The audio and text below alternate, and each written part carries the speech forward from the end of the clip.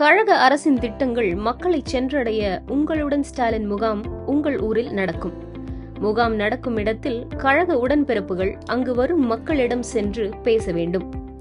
உங்களுடன் ஸ்டாலின் முகாம் மூலம் மக்களின் தேவைகளை எளிதில் சரி செய்யலாம் என அவர்களிடம் எடுத்துச் சொல்லுங்கள்.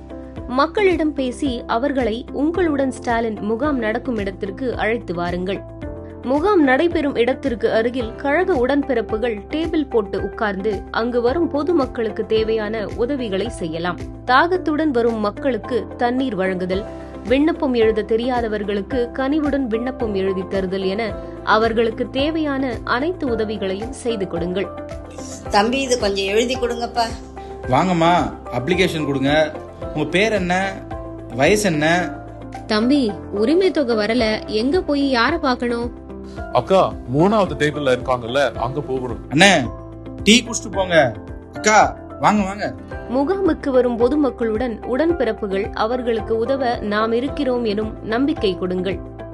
முகாமில் பயனடைந்து வெளியே வரும் மக்களிடம் பேசி கழக தலைவர் முதலமைச்சர் மு.க. ஸ்டாலின் மக்களுக்கு துணையாக இருக்கிறார் என உணர்த்துங்கள். அக்கா, லோன் விஷயம் என்னாச்சு? ரொம்ப நன்றிப்பா, ஒரு வாரத்துல வந்துடும்னு சொல்லிருக்காங்க. தம்பி, என்ன கண் செக் பண்ண வந்தீங்களா? இப்போ ஓகேவா? ஆமாண்ணே, டாக்டர் நல்லா ட்ரீட்மெண்ட் கொடுத்தாங்க. நல்லது தம்பி, பார்த்து போயிட்டு வாங்க.